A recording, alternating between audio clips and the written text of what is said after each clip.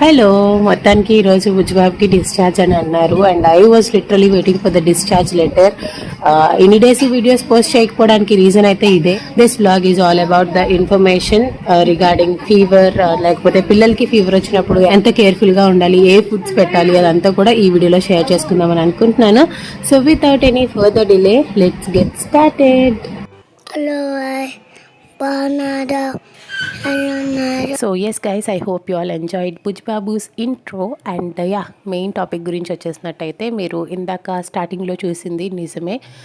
అసలు బుజ్బాబుకి ఏం జరిగింది, అసలు బుజ్బాబు ఇప్పుడు ఎలా ఉన్నాడు, అదంతా కూడా ఈ వీడియోలో షేర్ చేసుకుందామని అనుకుంటున్నాను. అండ్ దాంతోపాటు I just wanted to let you all know how I overcome through this tough situation అని చెప్పి, అండ్ కొంచెం ఇన్ఫర్మేషన్ కూడా ఇద్దాం అనుకుంటున్నాను. బికాజ్ ఇప్పుడున్న క్లైమేటిక్ కండిషన్స్కి పిల్లలకి హెల్త్ ఇష్యూస్ వచ్చినప్పుడు యాజ్ అ మదర్గా మనం ఎన్ని జాగ్రత్తలు తీసుకోవాలి, అదంతా కూడా ఈ వీడియోలో ఉండబోతుంది అనమాట. అండ్ మా దసరా సెలబ్రేషన్స్ చూపించలేదు కదా, అసలు దసరా ఎలా జరిగింది, అదంతా కూడా ఈ వీడియోలో ఉండబోతుంది. సో ఈ బ్లాగ్ ఏంటో చూసే ముందు మీరు ఎవరైనా మన ఛానల్ని ఫస్ట్ టైం కనుక చూస్తున్నట్టయితే సబ్స్క్రైబ్ చేసుకోండి. పక్కన బెల్ ఐకాన్లోని ఆల్ అండ్ ఆప్షన్ కనుక క్లిక్ చేసినట్టయితే నేను ఎప్పుడు వీడియో పెట్టగానే మీకు వెంటనే నోటిఫికేషన్ వస్తుంది. సో దట్ మీరు ఖాళీగా ఉన్న టైంలోనే నా వీడియోస్ చూసి మంచిగా ఎంజాయ్ చేయొచ్చు. So don't forget to subscribe, like and share. And without any further delay let's get started. Okay, let me clear one thing. ఈ వీడియో అంతా కూడా ఒక్కరోజు తీసిందైతే కాదు. It is just like 1 week in my life. So ఆ clippings అన్నీ కూడా నేను combine చేసి ఒక వ్లాగ్ లాగా ఇక్కడ ప్రజెంట్ చేస్తూ ఉన్నాను. And coming in to the vlog, ఇక్కడ ఏంటి అంటే ఇది సాటర్డే రోజు మార్నింగ్ ఆల్మోస్ట్ 10 o'clock నుంచి బుజ్జిబాబుకి ఫీవర్ అయితే స్టార్ట్ అయింది. సో ఫీవర్ వచ్చినప్పుడల్లా నేను పారాసెటమాల్ వేసేసేదాన్ని, వాడికి తగ్గేది. కాకపోతే ఎవ్రీ 6 hours ఒకసారి ఫీవర్ వచ్చేది. సో ఫీవర్ వచ్చినప్పుడు అంతా టెంపరేచర్ ఎలా ఉండేదంటే 103, 104 అలా ఆ రేంజ్లో ఉండేదన్నమాట. సరేలే, ఇంకా పారాసెటమాల్ వేస్తున్నాను కదా, తగ్గుతుంది, ఒక రోజంతా చూద్దామని చెప్పేసి అనుకున్నాను. అండ్ ఇక్కడ బొమ్మలు నేను తీసి ఎందుకు ఇచ్చాను అంటే, బుజ్జిబాబుకి ఒక బ్యాడ్ హ్యాబిట్ ఉంది. ఏదైనా ఒక మెడిసిన్ వేసాము అంటే అది ఇనీషియేటివ్గా వాడంతలు వాడే వామిటింగ్ చేసేసుకుంటాడు అనమాట. సో పారాసెటమాల్ వేశాను కదా, అది వామిటింగ్ చేయకుండా ఉంటాడని చెప్పి ఫస్ట్ టైం ఈ షోకేస్లో బొమ్మలన్నీ తీసి బయటకి ఇచ్చాను. ఎప్పుడు నేను ఈ షోకేస్లో బొమ్మలు తీయను, ఎందుకంటే అవన్నీ గాజు బొమ్మలు, ఎక్కడ విరిగిపోతే వాడికి గుచ్చుకుపోతుందా అని భయానికి నేను తీసేదాన్ని కాదు. ఈ బొమ్మలన్నీ కూడా మా నాన్నమ్మ నా చిన్నప్పటి నుంచి జాగ్రత్తగా భద్రపరిచి స్టోర్ చేసి. నా తర్వాత కార్తిక్ బాబు వచ్చాడు కదా మా ఫ్యామిలీలోకి, వాడు కూడా కొన్ని బొమ్మలు విరగొట్టేశాడు. మిగిలిన బొమ్మలు ఇలా సర్దేసి పెట్టాము. ఇప్పుడు బుజ్జిబాబుకి ఇస్తున్నాం అనమాట. సో మొత్తానికి ఆ రోజంతా కూడా నేను ఏ వీడియో క్లిప్పింగ్స్ అయితే తీయలేదు. ఎవ్రీ 6 hours వాడికి ఫీవర్ రావడం వల్ల వాడితోనే కొంచెం టైం స్పెండ్ చేసేదాన్ని. అండ్ ఇది వచ్చేసి సండే రోజు కూడా ఆల్మోస్ట్ ఇంకా ఫీవర్ అలానే కంటిన్యూ అవుతూ ఉంది. అండ్ ఇక్కడ నేను బుజ్జిబాబు అత్తయ్య ఎక్కడికి బయలుదేరుతున్నాము అంటే, మా ఇంటి పక్కన దుర్గమ్మని పెట్టారు. అక్కడ కొంతమంది భవానీలు అయ్యి పీఠం పెట్టుకొని పూజలు చేస్తూ ఉన్నారనమాట. అప్పటికి నవరాత్రులు స్టార్ట్ అయిపోయాయి. ఇంకొన్ని డేస్ అయితే దసరా కూడా వచ్చేస్తుంది. సో సరే, ఇంకా దసరా వచ్చే దగ్గరలోని సరస్వతీదేవి పూజ జరుగుతూ ఉంటుంది కదా. సో ఆ పూజ రోజు బుజ్జిబాబుకి అక్షరాభ్యాసం చేపిద్దాము అని చెప్పేసి అసలు ఆ పంతులు గారి దగ్గరికి వెళ్ళి ప్రాసెస్ ఏంటి, ఏమేమి తీసుకురావాలి, ఎక్కడ పూజ చేస్తారు, ఏ టైంకి రావాలి, ఇవన్నీ కనుక్కుందామని చెప్పేసి వెళ్తూ ఉన్నాము. సో అప్పటికి మమ్మీ వాళ్ళకి మైలు, మీకు చెప్పలేదు కదా, మా బాబాయ్కి he is blessed with a baby bye.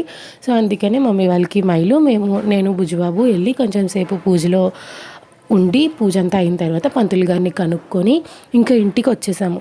ఇంటికి వచ్చేసిన తర్వాత సరే, ఇంకా ట్యూస్డే మార్నింగ్ 6 o'clock అంతా మాకు చెప్పిన లిస్ట్ అదంతా తీసుకొని బుజ్జిబాబుకి అక్షరాభ్యాసం చేయించాలి అనేది ఫిక్స్ అయిపోయాము. సో ఓకే అనుకొని ఇంటికి వచ్చిన తర్వాత చూస్తే బుజ్జిబాబుకి 104.5 ఫీవర్. ఇంకా నాకు ఒక రేంజ్లో గుండె కొట్టేసుకుంది. ఇంకా వెంటనే అత్తయ్యకి చెప్పాను, this is not the correct way, something is going to be wrong అని చెప్పి వెంటనే హాస్పిటల్కి స్టార్ట్ అయిపోయాము. స్టార్ట్ అయిన తర్వాత డాక్టర్ ఏం చెప్పారంటే, ఓకే వాడికి ఫస్ట్ బ్లడ్ టెస్ట్లు చేపిద్దాము, ఇంతలాగా ఫీవర్ వస్తుంది కదా అని చెప్పేసి బ్లడ్ టెస్ట్ చేయించిన తర్వాత తేలింది ఏంటి అంటే, Bujjibabu is tested dengue positive. అమ్మో, ఇంకా డాక్టర్ నాకు మొత్తం ప్రాసెస్ అంతా ఎక్స్ప్లెయిన్ చేశారనమాట. డెంగ్యూ పాజిటివ్ వచ్చిన తర్వాత there are 3 stages. First stage ఏంటి అంటే ఫీవర్ వస్తుంది. ఫీవర్ వచ్చిన 4 days 5 daysకి సెకండ్ స్టేజ్, అంటే లైక్ ప్లేట్లెట్స్ డౌన్ అయిపోతూ ఉంటాయి అన్నమాట. అండ్ ప్లేట్లెట్స్ ఒక 2 days అలా డౌన్ అవుతూ ఉంటే థర్డ్ స్టేజ్ స్టార్ట్ అయ్యి ఇంకా వెంటనే రికవరీ స్టార్ట్ అవుతూ ఉంటుంది. కాకపోతే ఈ ప్రాసెస్ అంతట్లో సెకండ్ స్టేజ్ అనేది చాలా చాలా హై రిస్క్ స్టేజ్ అనమాట. అప్పుడు చాలా జాగ్రత్తగా చూసుకోవాలి పిల్లల్ని, ఎందుకంటే ఊరికే ప్లేట్లెట్స్ డౌన్ అయిపోతూ ఉంటాయి కాబట్టి. సో సరే, ఈ ప్రాసెస్ అంతా ఎక్స్ప్లెయిన్ చేశారు. నైట్ మెడిసిన్ తీసుకొని ఇంకా ఇంటికి వచ్చేసాము. And next day morning doctor దగ్గరికి వెళ్ళి ఒకసారి చూపిద్దాము అని చెప్పేసి వెళ్ళాము. సో వెళ్తూ ఉన్నప్పుడు అసలు మండే రోజు ప్లాన్ ఏంటి అనేది చెప్తాను.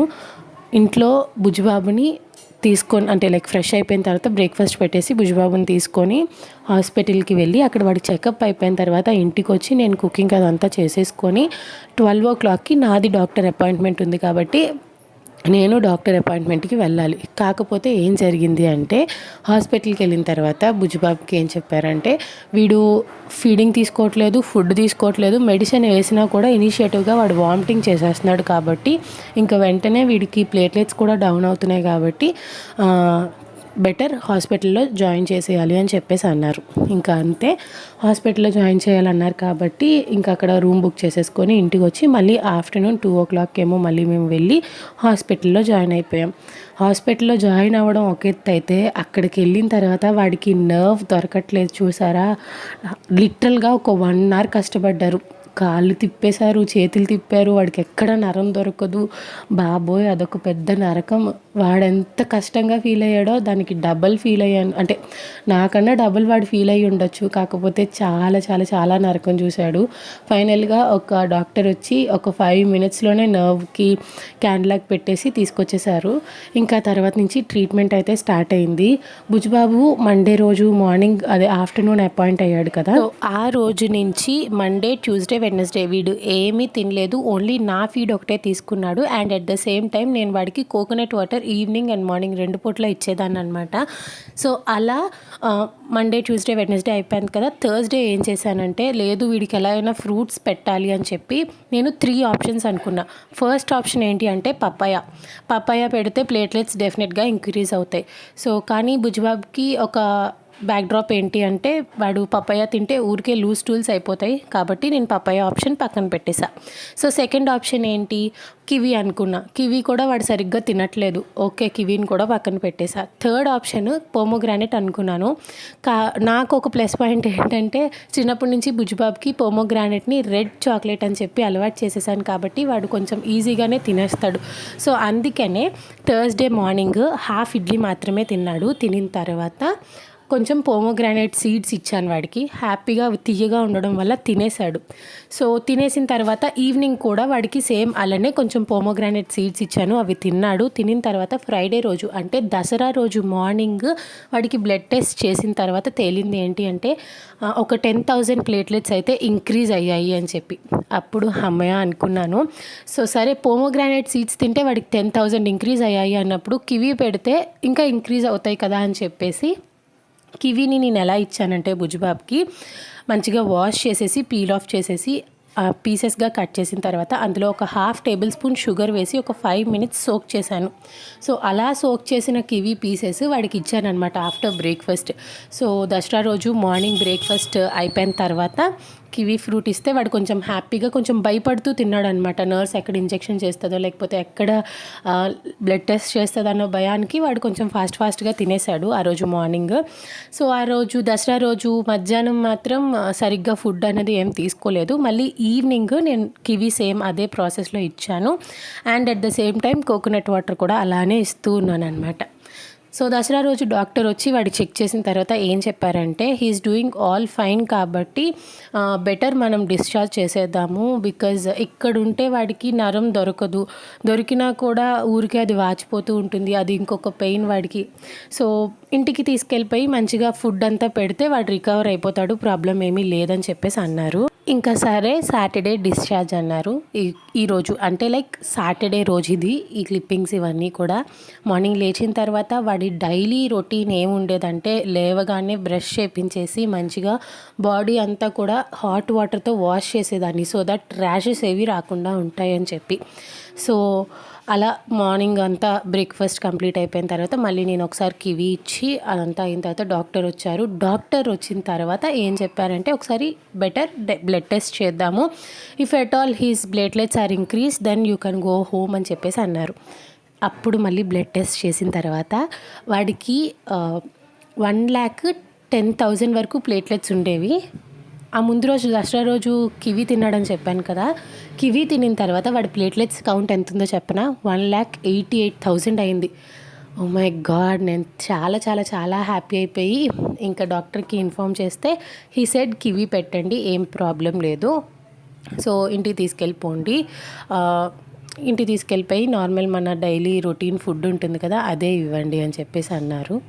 ఇంకా హ్యాపీగా సాటర్డే రోజు అయితే ఇంటికి వచ్చేసాము. ఇది జరిగిన విషయం.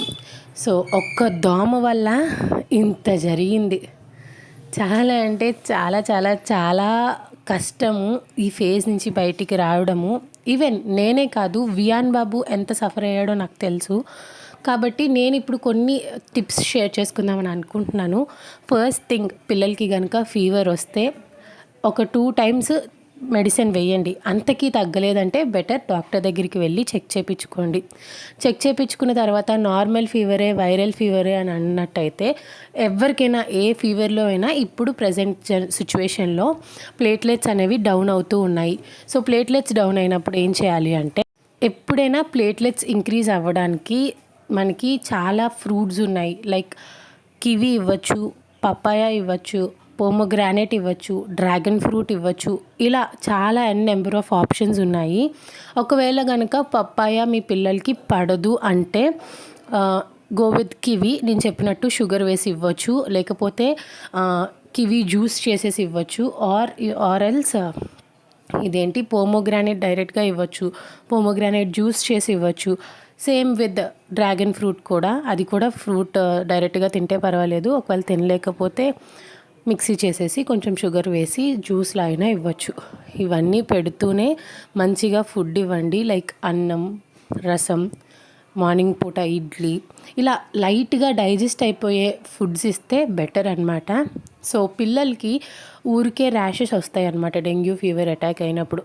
అలా ర్యాషెస్ రాకుండా ఉండాలి అంటే కొంచెం హాట్ వాటర్తోని బాడీని వాష్ చేసిన తర్వాత బుజ్జిబాబుకి ఒక లోషన్ అయితే ఇచ్చారండి. సో ఆ లోషన్ ఏంటి అనేది నేను నెక్స్ట్ వీడియోలో షేర్ చేస్తాను, ఇక్కడ నీకు చూపించడానికి కుదరలేదు.